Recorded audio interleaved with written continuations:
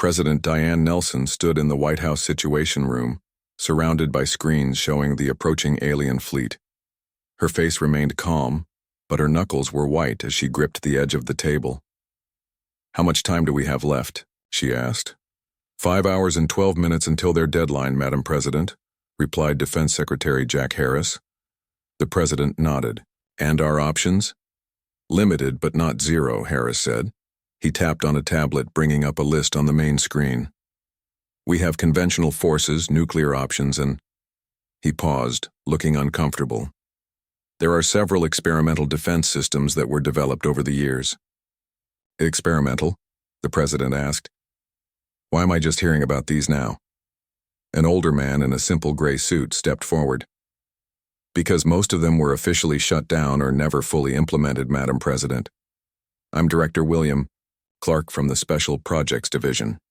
Many of these systems were deemed too expensive or unnecessary during peacetime." "Well, we're not in peacetime anymore," the President said firmly. "I want everything we have ready to go. Authorization code Nelson Alpha 79. That should unlock all the black budget projects." Director Clark nodded, a hint of relief crossing his face. "There's one more thing, Madam President. We're receiving some unusual communications from civilian channels. It seems several retired military and scientific personnel have been maintaining certain systems unofficially." "What do you mean, unofficially?" "It appears that some of our best minds never really stopped working on defense technologies, even after their projects were officially canceled. They've been upgrading and maintaining these systems on their own time, off the books." President Nelson almost smiled. "Get them all online now."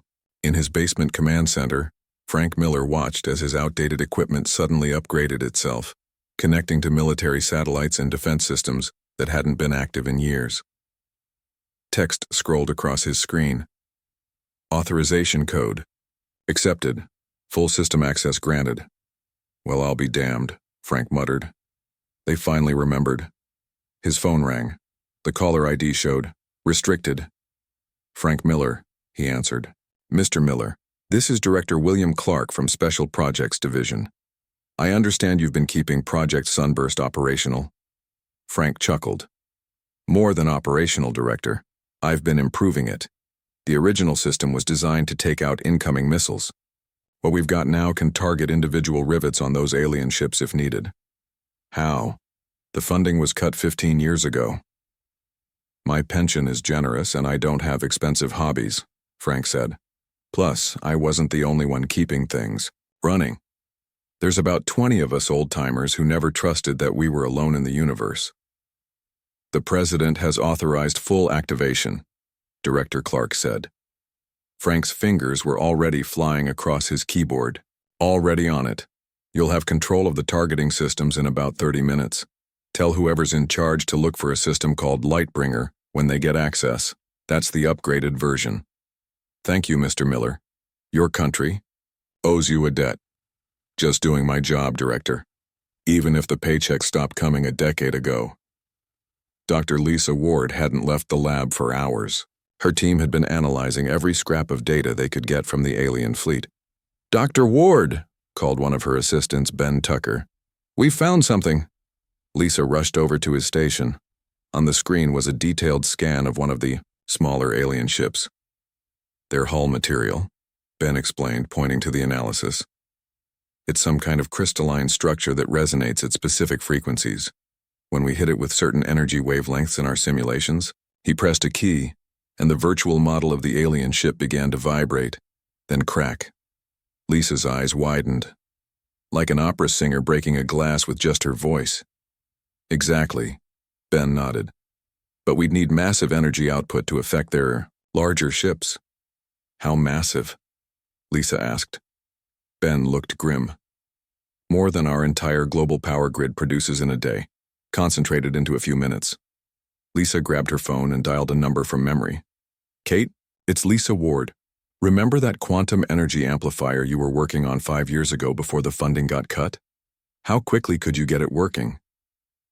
In Chicago, Kate Johnson had been organizing an emergency shelter in the high school gymnasium when her phone rang. After a brief conversation with Dr. Ward, she rushed to her car, calling her husband on the way. "Steve, I need to get to the lab immediately. Dr. Ward thinks my old research might help against the aliens." "I'm helping with evacuations," Steve replied, the sound of panicked people in the background. "But most folks have nowhere to go that would be any safer."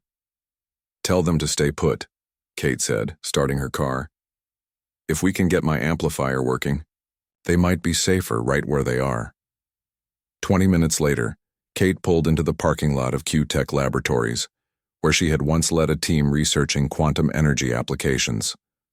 The building was mostly empty, with just a few security, guards and maintenance staff remaining.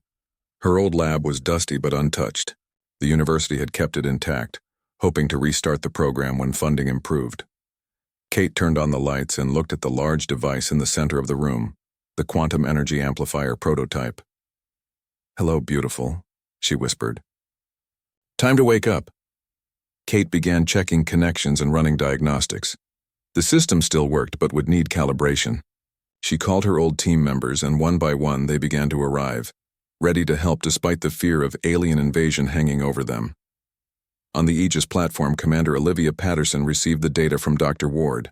"So we need to hit them at these specific frequencies," she said, studying the information. "But we don't have enough power." "Not yet," replied her weapons officer, Lieutenant Greg Martinez. "But look at this. We're getting signals from dozens of previously inactive satellites and orbital platforms. Something called Project Sunburst is coming online." Patterson's communication panel lit up with an incoming message from Earth Command. "Commander, we're coordinating a global defense strategy. Your platform will serve as the command and control center for all orbital assets. Stand by to receive targeting data and energy frequency information." "What about power requirements?" Patterson asked. "Dr. Ward's data says we need massive energy output." "We're working on that," came the reply. "There's a team in Chicago bringing a quantum amplifier online. Additionally, we're redirecting power from major grids worldwide. It will cause blackouts, but if this works, they'll be temporary." Patterson looked at the countdown timer on her screen. 3 hours until the alien deadline. "We'll be ready," she promised. In the Imperial flagship, Grand Admiral Zorax watched the primitive planet with disdain. "Any response to our demands?" he asked his communications officer. "None, Admiral. They attempted to open dialogue initially, but have gone silent since." Zorax nodded, satisfied. "They recognize the futility of resistance. Prepare the first wave of attack ships. As soon as the deadline expires, we will target their largest military installations as a demonstration of our power." His second-in-command, Commander Vex, approached with a concerned expression. "Admiral, our sensors are detecting unusual energy, patterns from the planet." "Explain," Zorax demanded. "They appear to be activating defense systems, more than our initial scans indicated they possessed." Zorax waved a dismissive hand.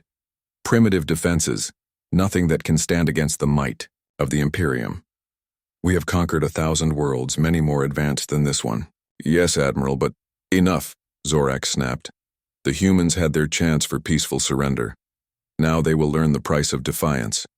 Begin the countdown to attack." On the main screen, the timer continued its relentless countdown. 2 hours and 45 minutes remaining. Around the world, humanity prepared for either its end or its greatest stand. Military forces moved into position. Scientists worked frantically to implement last-minute defenses. Ordinary citizens helped each other find shelter, or simply sat with loved ones, watching the skies. In his basement in Oak Ridge, Frank Miller finished the final calibrations of Project Sunburst, his lifetime's work about to face its ultimate test. In her lab, Dr. Lisa Ward coordinated with defense forces worldwide, sharing crucial data about the aliens' vulnerabilities. In Chicago, Kate Johnson and her team pushed their quantum amplifier beyond its design limits, praying it would hold together when needed.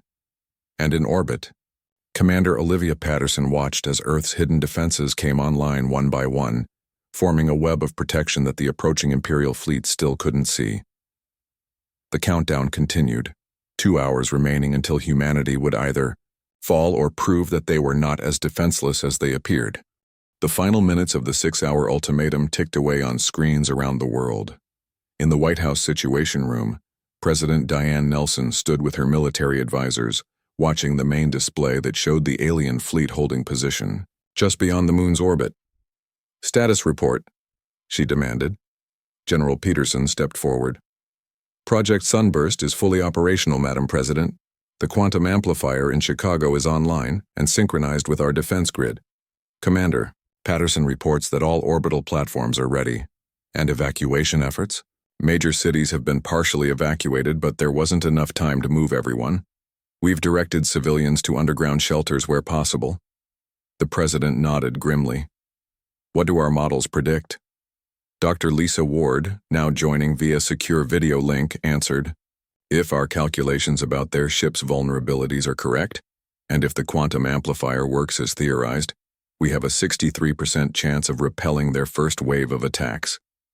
And if we're wrong," Lisa hesitated, "then major population centers will likely be hit within minutes of their attack." President Nelson took a deep breath. "I understand." She turned to face the camera that was broadcasting to emergency channels worldwide. "People of Earth, as the deadline approaches, I want you to know that we are not defenseless. For decades, we have prepared for this possibility. Our scientists, our military, and ordinary citizens have all contributed to a defense system that the aliens know nothing about. Stay in your shelters, remain calm, and know that humanity stands together today as one planet against this threat."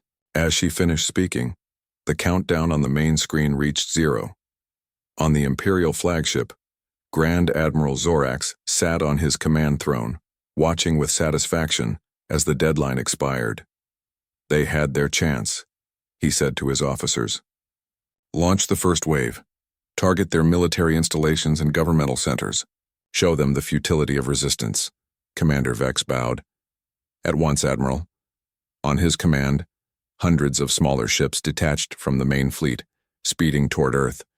Behind them, the larger vessels began charging their main weapons that could level entire cities with a single blast. "Once the initial targets are destroyed, prepare the landing forces," Zorax ordered. "I want their leaders captured alive to witness the formal surrender ceremony." "Admiral," called the sensor officer, "I'm detecting unusual energy readings from the planet and surrounding space." Zorax frowned. "Explain." "It appears they are activating some kind of defensive system, but it's unlike anything in our records. Energy signatures are fluctuating in unusual patterns." "Their primitive technology is of no concern," Zorax dismissed. "Continue the attack." On the Aegis orbital platform, Commander Olivia Patterson watched as the alien attack ships accelerated toward Earth. "They're coming in fast," reported Lieutenant Martinez. "Weapons charging." Patterson nodded. "Wait until they commit to their attack vectors.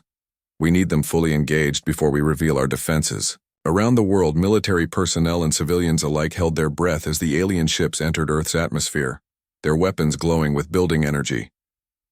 "Now," Patterson ordered. "Activate Sunburst." Lieutenant Martinez pressed his hand against the biometric scanner, completing the activation sequence. Sunburst active. Across Earth's orbit, thousands of satellites and hidden defense platforms that had appeared dormant or defunct suddenly came to life. A web of energy began to form around the planet, invisible until now. In his basement command center, Frank Miller watched as his life's work activated. Screens around him lit up, showing the status of each component of Project Sunburst. "Come on, baby," he whispered. "Do your thing." He entered the final authorization code that would allow the system to draw power from the quantum amplifier in Chicago.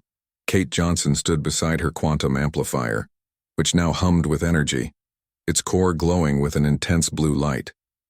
Cooling systems strained to keep the temperature down as the device channeled more power than it was ever designed to handle. "Power levels at 85% and rising," reported one of her team members. "Temperature approaching critical limits."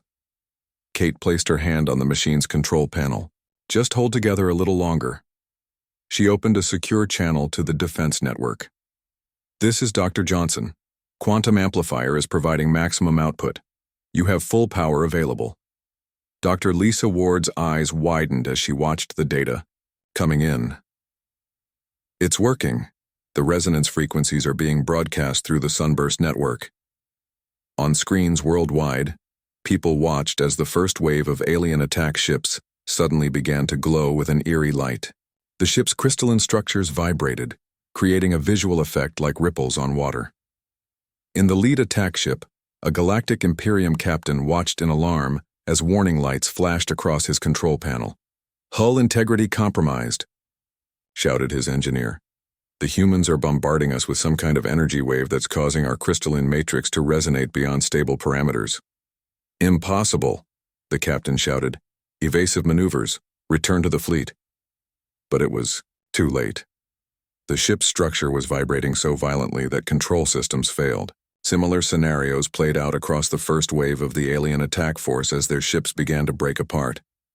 On the Aegis platform, Commander Patterson couldn't believe what she was seeing. "It's working better than we predicted. The first wave is being neutralized without a single conventional shot fired," but her celebration was short-lived. "Ma'am, the larger ships are moving into attack position. They're charging much more powerful weapons." Patterson nodded. "Phase 2. Redirect. The energy." Grand Admiral Zorak stood from his command throne, his face contorted with rage. "What is happening? How are they doing this?" "Admiral, our first wave has been completely destroyed," reported Commander Vex, his voice shaking. "Their hulls shattered from some kind of resonance weapon." "Impossible. Move the capital ships into range. Use the planet crackers. I want their major cities turned to ash." The massive Imperial ships moved forward, their main weapons capable of cracking a planet's crust, powering up with ominous glows.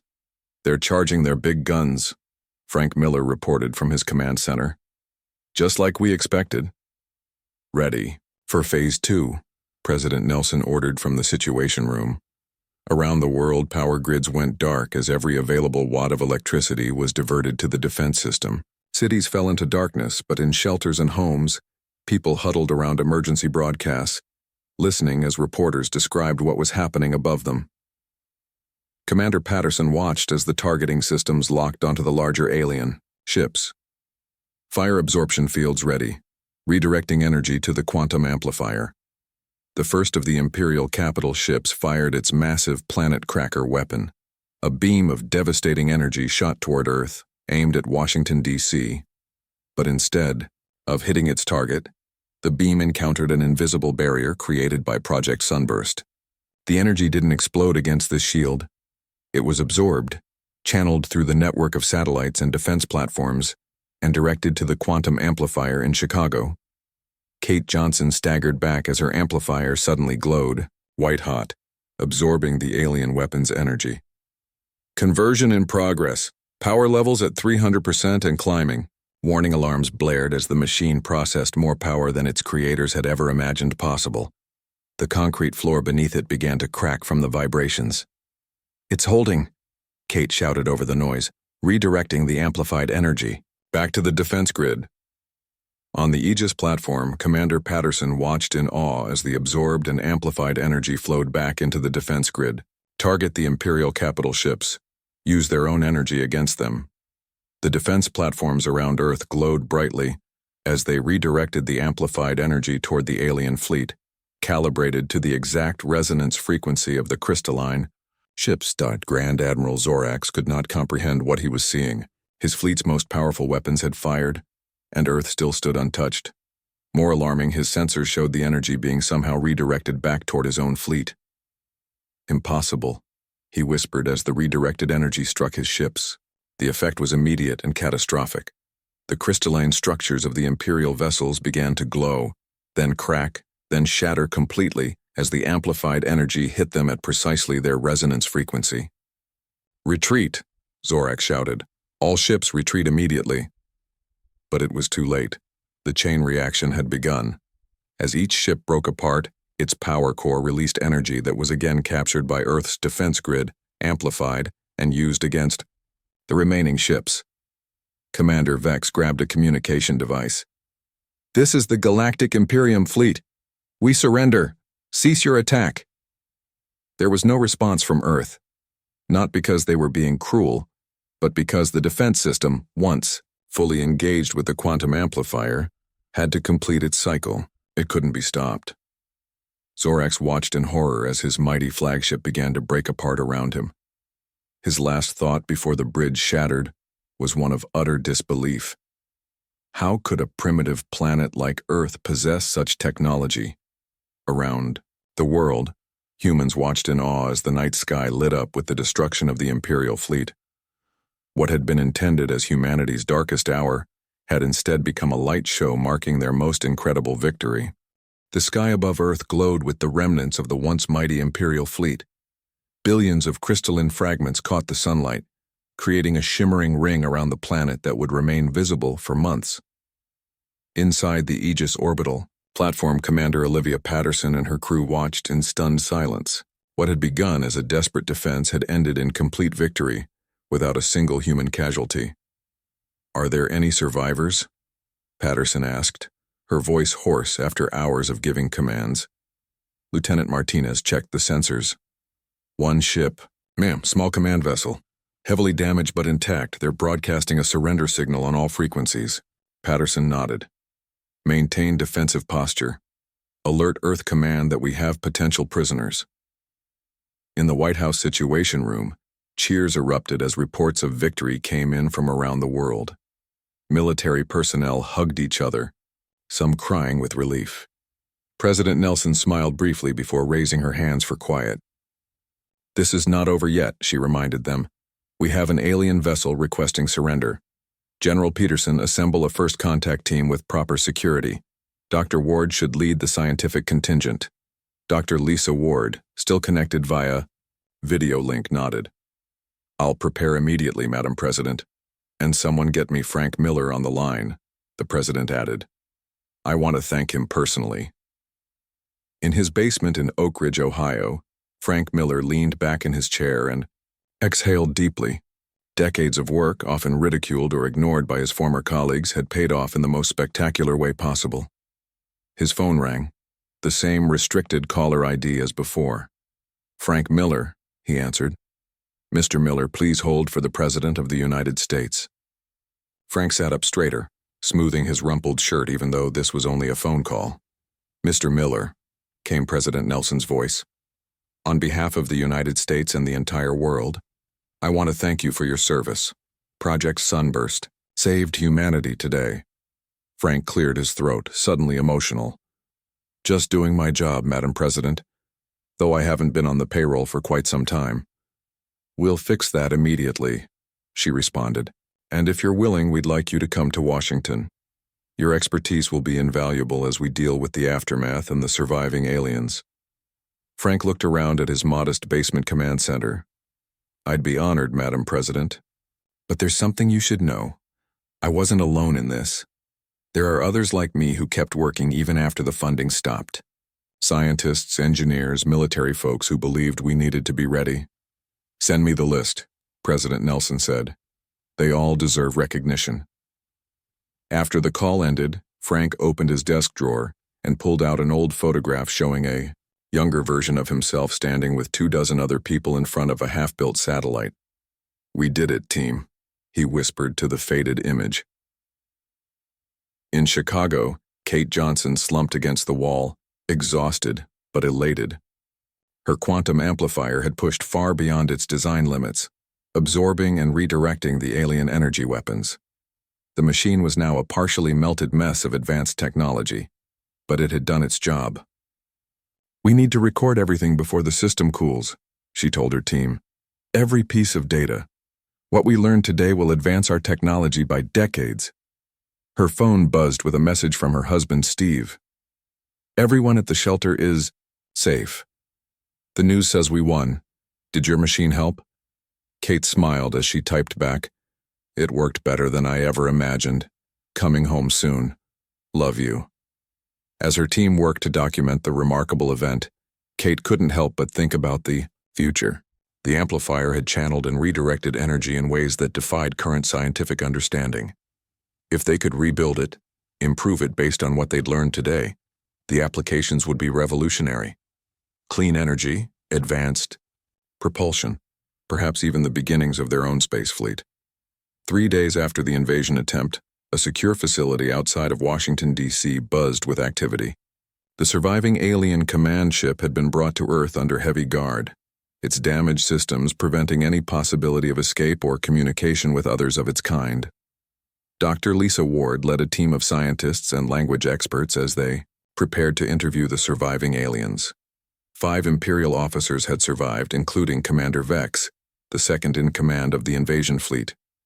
"Remember," Lisa instructed her team, "we're here to learn, not to punish.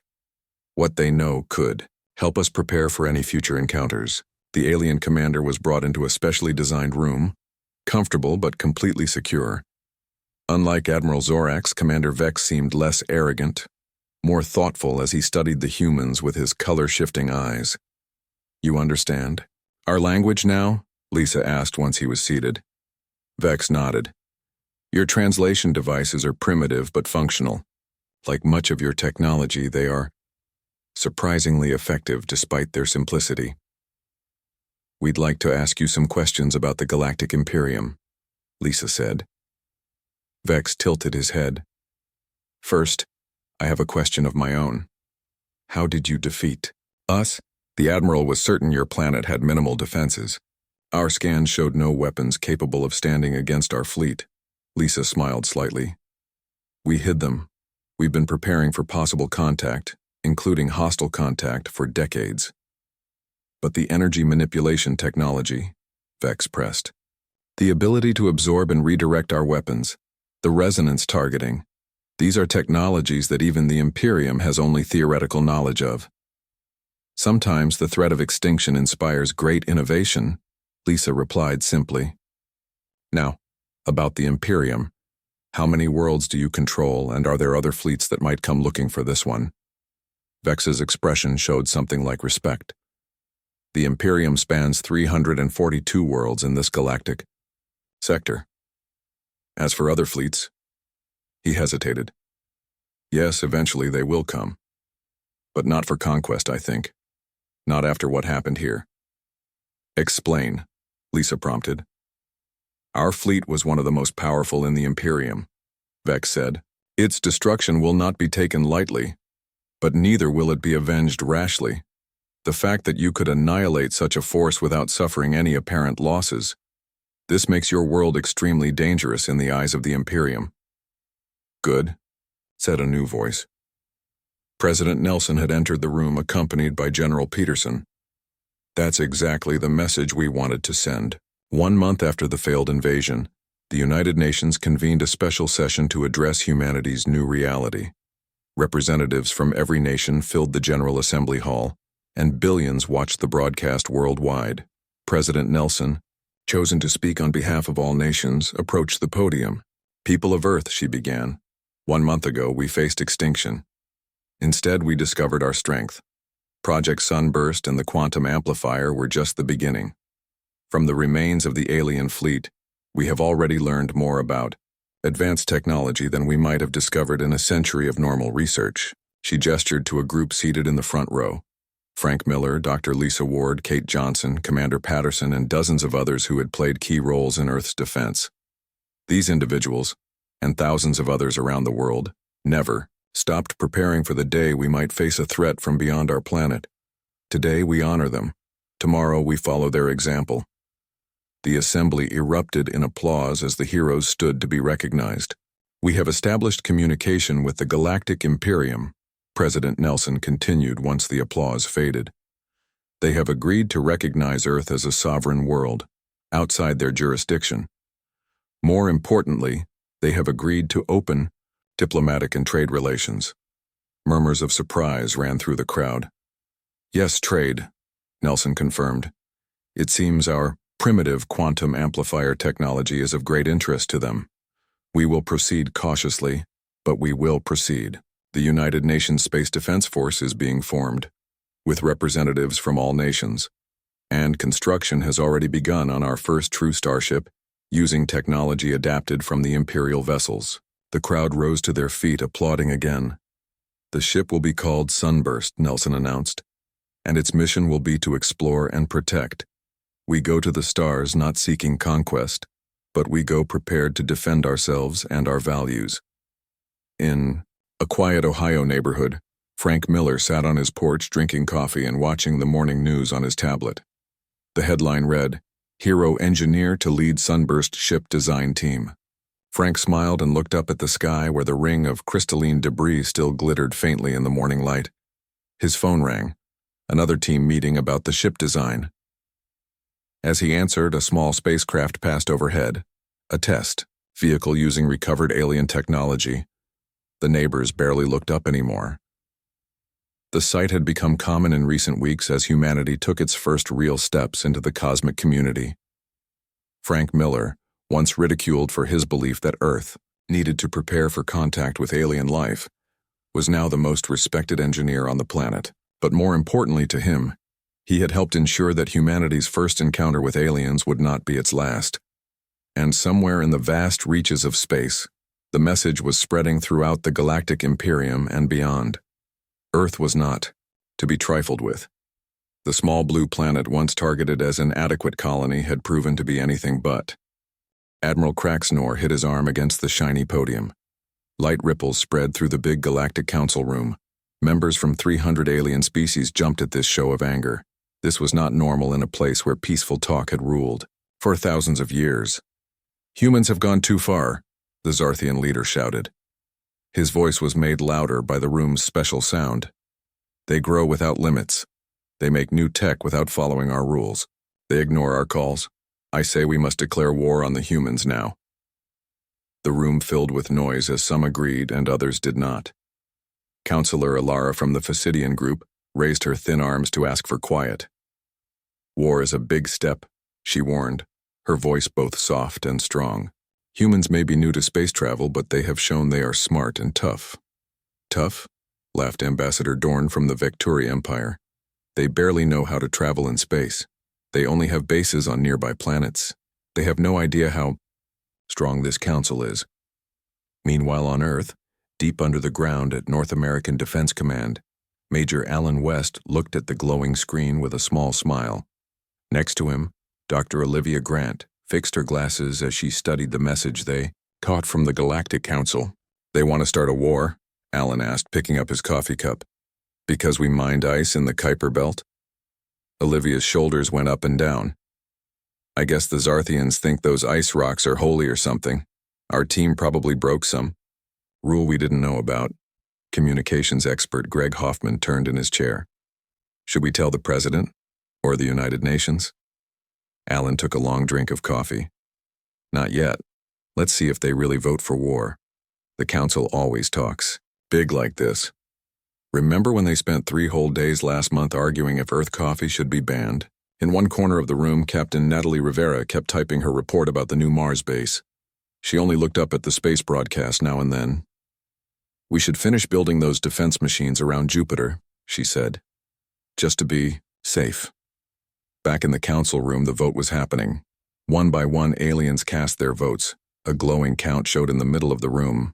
The Zarthian group watched with growing happiness as the numbers moved in their favor. "The decision is made," said High Arbiter Zine, her voice filling the room. "By most votes, the Galactic Council now declares war on the humans of the Sol system. Tell the human messengers right away." Watching from above, junior diplomat William Carter from Earth took out his earbuds and looked up from his tablet. "Sorry, did you say something about Earth?" he asked the alien helper next to him. "The Council just declared war on your kind," the helper said with wide, worried eyes. William blinked slowly. "Oh, that's not good." He touched his communicator. "Hey, Command, you might want to get me out of here. Things are getting strange." 2 hours later, the Defense Center on Earth was busier. General Linda Moore walked into the main room where screens showed the Council fleet starting to gather. "Give me the news," she ordered, her face calm despite the situation. Major Allen stood up straight. "The Council officially declared war at 1400 hours. Their ships are meeting at Alpha Centauri. By our count, about 500 vessels." "And our response?" the general asked. "Following the Phoenix Protocol," Allen answered. "All Earth bases are at defense level 2. No panic, no rush, just quiet readiness. On a screen, they could see William Carter's shuttle flying back to Earth.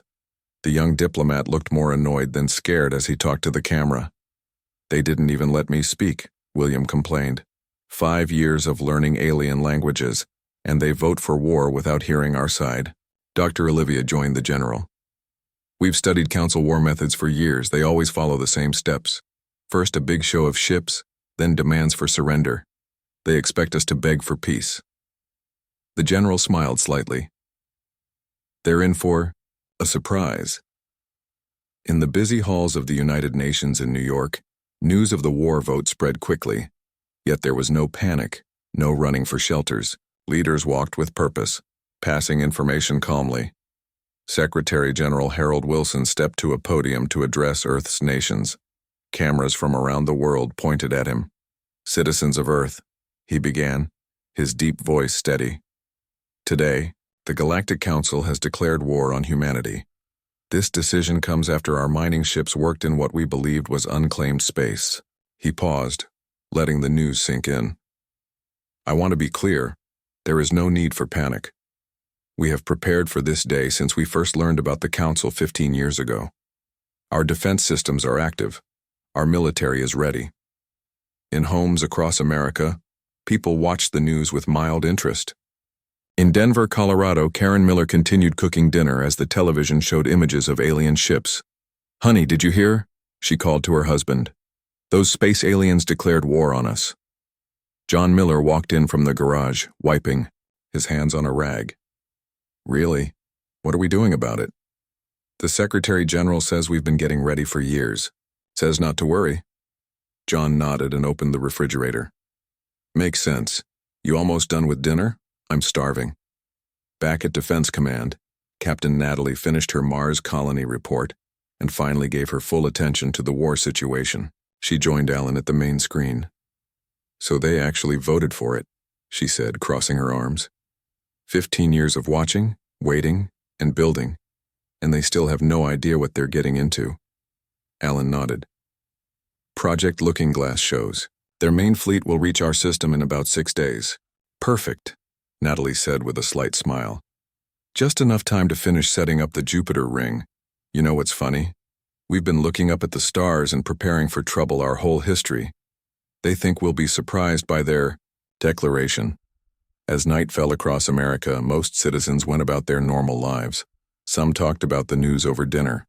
Others barely mentioned it. Unlike the panic scenes in old movies, the reality was much calmer. The difference was simple. Humans had been looking up for a very long time. And unlike what the Council believed, they had been paying careful attention to what they saw.